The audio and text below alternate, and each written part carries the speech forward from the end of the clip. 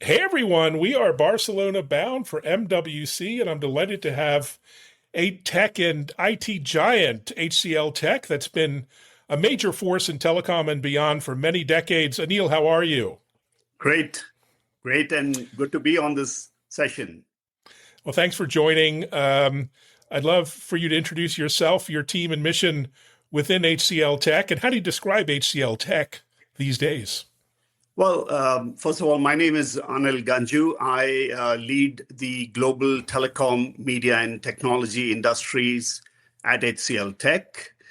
Something about HCLTech, really, we have been an organization which has been very strong, engineering, network, and IT services, but now have transitioned to be a very strategic, more of an IP platforms and a AI-led transformation partner in today's intelligence economy.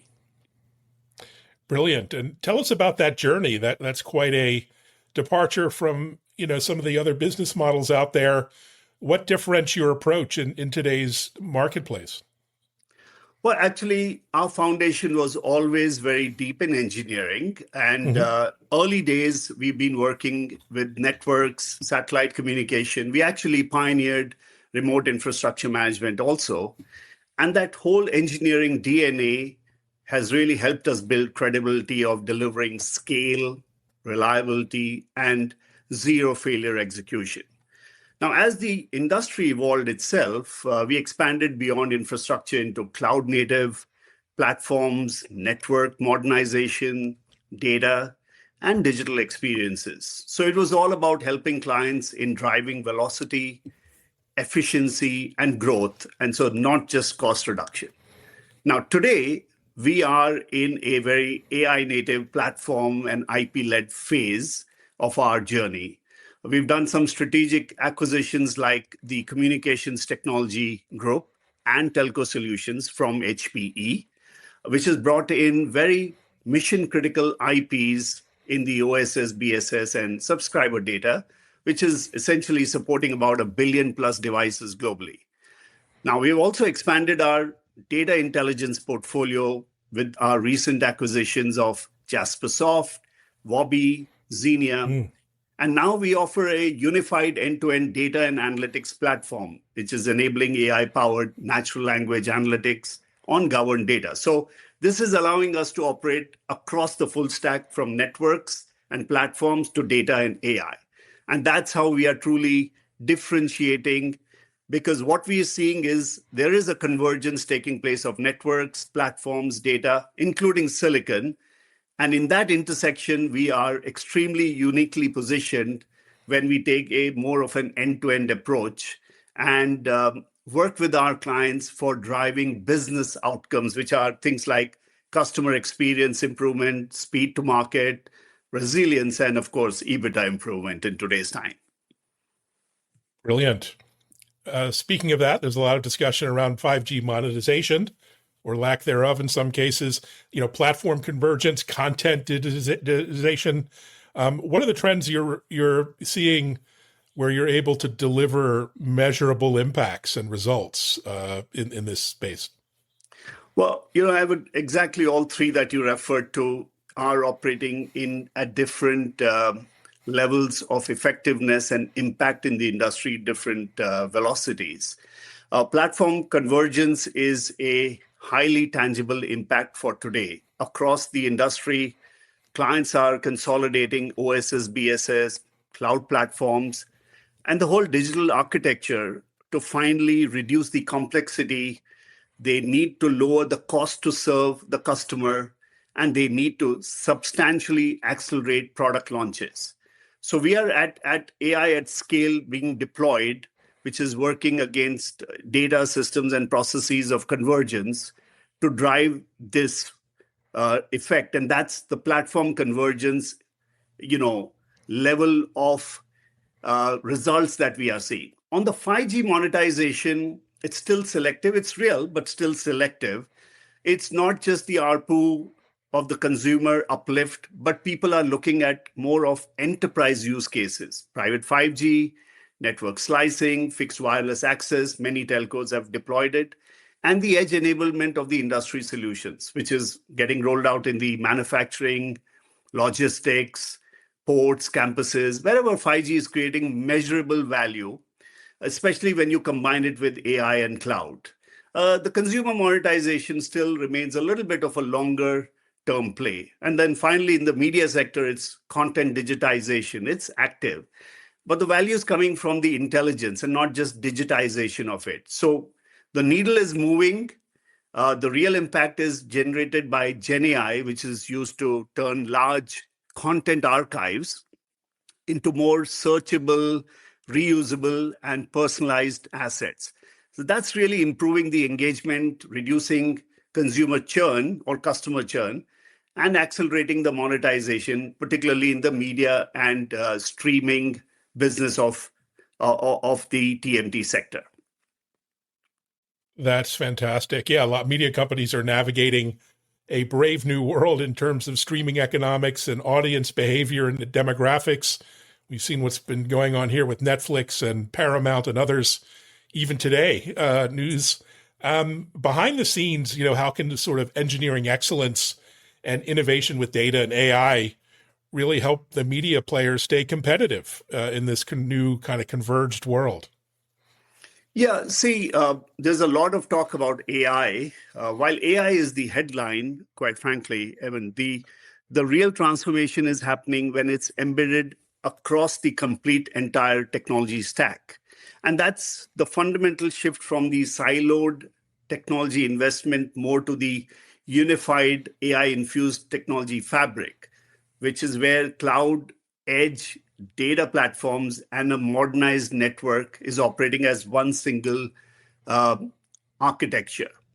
So this is our belief in HCLTech is AI is the brain, but things like cloud, data, edge, and network is really forms the nervous system of the body. And cloud is providing scale and agility through cloud native and API-driven platforms.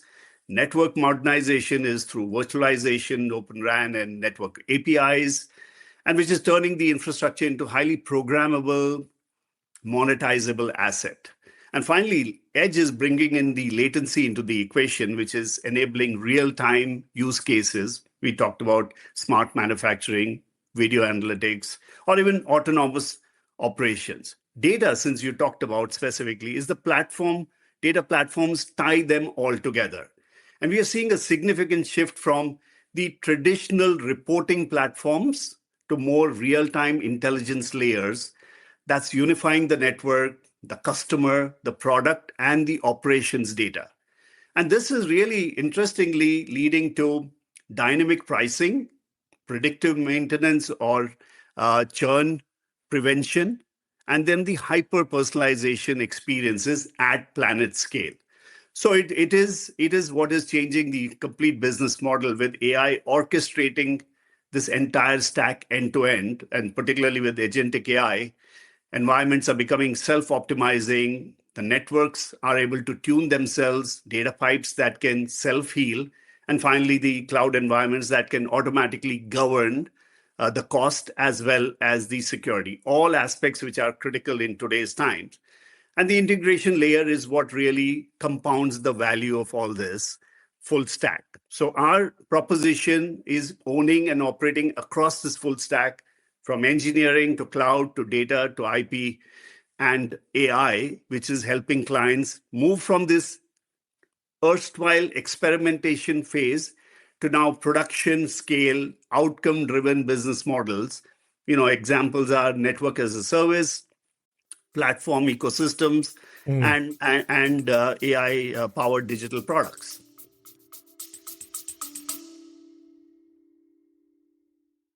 If you're a podcast host or someone wanting to be interviewed on podcasts as a guest, visit podmatch.com. Podmatch automatically connects ideal podcast guests and hosts together for interviews. We always say it works just like a dating app, but instead of connecting you for dates, it connects you for podcast interviews. Podmatch has connected over 85,000 guests and hosts together for interviews that listeners love, all while saving you countless hours of administrative work through built-in automations. If you're ready to level up your podcast interviews on either side of the mic, start today by visiting podmatch.com. Yeah, it's a fascinating time. Of course, the telecom operators themselves are striving to become technology platforms and not just channels for big tech companies, and not just offer plain vanilla kind of network services. How are they making progress, and what distinguishes success versus failure with these operators around the world? Very good question, because this journey of a telco to a techco is what is being talked about, but we are seeing it happening in a big way. I think the lines are getting blurred between a techco and a telco, services and software, and connectivity and intelligence. So the big shift is taking place of connectivity moving towards more and more intelligence, because organizations, boards are asking questions about, is it driving revenue? Is it reducing structural costs? Is it improving customer loyalty? And thereby, anything which is AI, cloud, and 5G related only matters if it's tying to specifically monetization or churn reduction, or fundamentally improving the operating efficiency. So this pivot of techco from a telco is all about moving away from this linear model of selling minutes or megabytes and becoming far more platform-led, product-aligned operating models. And so we are seeing this, telcos now moving into network APIs, providing offerings like anything as a service, leveraging ecosystem partners, and really monetizing assets that are talked about as net core to fiber core to tower core as mainstream. And then we are smartly leveraging or thinking about leveraging AI as not just as a feature, but really embedding it as a part of the whole operating backbone itself. Network automation, predictive maintenance, real-time billing and marketing, and agentic AI, not just for recommending actions, but executing them autonomously. And that's where 5G, edge, and planet scale business cannot be done through just human-only operations. And that's really what many smart telcos are looking at, what they have and how can they leverage. And really, they have to start thinking and are moving towards thinking like a tech company, which is highly product-oriented. Wow, really well said. And clients' expectations, your clients, I think, are increasingly expecting business results, not just services, and really not just SaaS licenses or whatever they might be buying. How have your engagement models at HCLTech evolved to deliver that sort of outcome that clients now expect? Great question, Evan, because you're right. Clients are very clear today. They are not buying effort. They're buying business outcomes. They're buying business outcomes. And this plays very well for us because, HCL many years back looked at differentiating itself from an input-based pricing model to an output and an outcome-based pricing model. And that's really how we love engaging with our clients, because it helps build long-term sustainable partnerships which are highly business value centric. So our whole model, which is aligned towards your question, is on three core pillars. It's got to be solution-led approach, which is where we are bringing in industry-ready platforms and IPs, which with as little vendor lock-ins, which is what has been happening in the past, instead of the old school bespoke services model.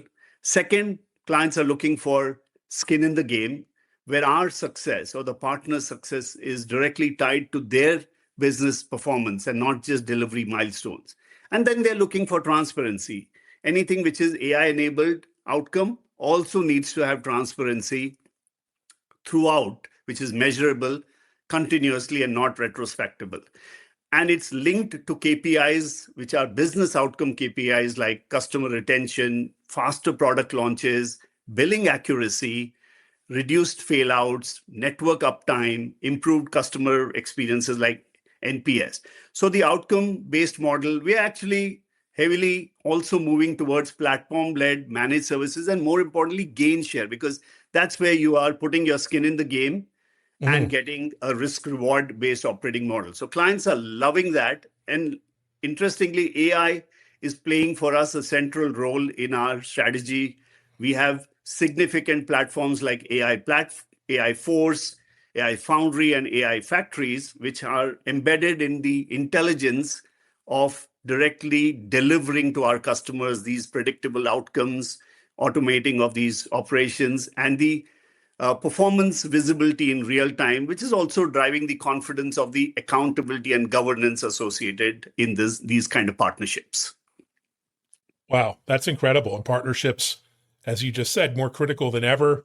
New services might require a dozen different partners, from hyperscalers to application developers, folks with domain expertise in like healthcare and manufacturing, all required to deliver meaningful outcomes. How do you work with partners, both existing and new? So while everyone works with partners, our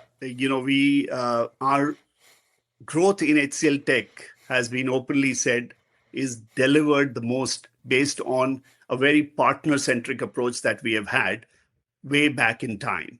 Our approach to partnership is, while we work with several partners, the approach is not just integrating the partner's technology, it is also co-creating with the partners, industrializing solutions with partners, and then scaling them to real business outcomes for clients. So that's the approach we are taking with our partners. And then over these principles and over several times, we've worked with several partners in co-creating, integrating very, very specific business industry use cases. And then we bring the combination of the power of the partner and HCLTech for our customers, and thereby, of course, repeat it at scale rather than the traditional model. Now, we work with all core partners. On one side, all the three hyperscalers, AWS, Microsoft, and Google. On the other side, big AI and platform leaders like NVIDIA, OpenAI, ServiceNow, SAP, and the leading network OEMs. But where we are bringing the uniqueness is HCLTech's own engineering depth that I spoke of, IPs, and the domain expertise that we are bringing, which means deep understanding of the client and the industry pain points, and our labs in which we are building a lot of IPs and MVPs. That's what our partners are seeing as a big differentiator. I'll give you an example. With NVIDIA, we are now co-building physical AI and AI factory solutions. And these are bringing accelerated computing, robotics, edge intelligence into real-world enterprise environments. That's based on a lot of work that HCL is doing ourselves internally on physical AI. Similarly, Microsoft, we are integrating HCL's AI Force with Microsoft Copilot, wherein we are looking at turning contact centers into revenue-generating models, leveraging agentic AI for customer engagement. And with Google Cloud, we have even launched industry-ready agentic solutions directly on the marketplace. So we are moving clients from pilots to production faster, leveraging our ecosystem partners, industrializing it, embedding it into things like OSS and BSS in the telco world, networks, data platforms, and the whole operating model, and tying it to KPIs, which customers are wanting a partner to bring to the table. As I said, things like revenue growth, cost optimization, and the speed to market. And of course, HCL beautifully acts as the glue and the orchestrator of this ecosystem across hyperscalers, platforms, and AI product companies. Wow, fantastic. That was quite a vision you just shared. It's always fun at MWC to get a peek into where the industry is going over the course of the year. What technology or trends do you think will accelerate maybe faster than most people expect? Or what are you anticipating might be a dark horse winner on the tech stage this year? Okay, no surprises. The no surprises part are things like, agentic AI, which is already being talked about. I think what will really happen is convergence or 3 or 4 of these big trends, like across AI, across networks, infrastructure, and the operating model change itself. So I think the speed of convergence of that is really what will be the big trend. Agentic AI moving into core operations is definitely something which is leading towards autonomous managing networks. Everyone is wanting it. It's just now how do we bring it in real production life at scale, customer operations, software engineering, and business workflows. Next, I believe, is the whole making AI native and autonomous networks becoming the mainstream part of it for optimizing the performance of the network, things like energy usage and the monetization in real time. Edge AI and enterprise 5G monetization has been talked about, but now I think with all of this and AI playing a significant role in it, I believe that will come to light much more than what has been talked about finally in the past.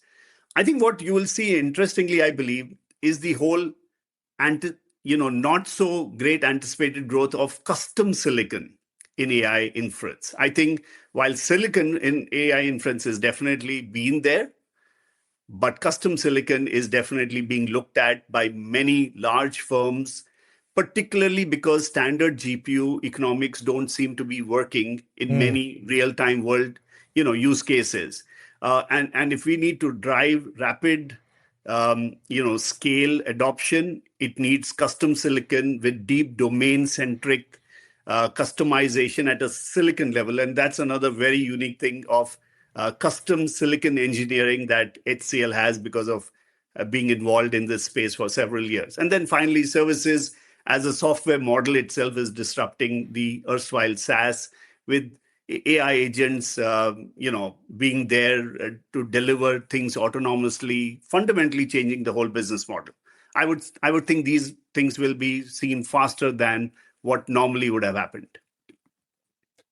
Fantastic. Super exciting.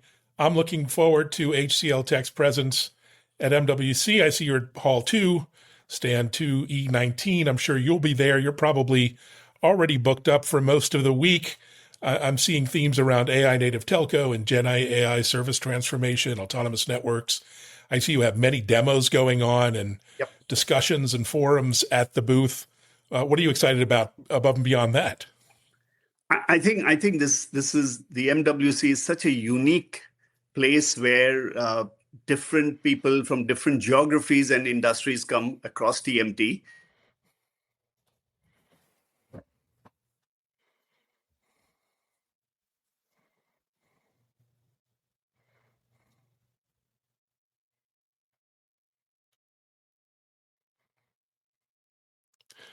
Oops, we lost him.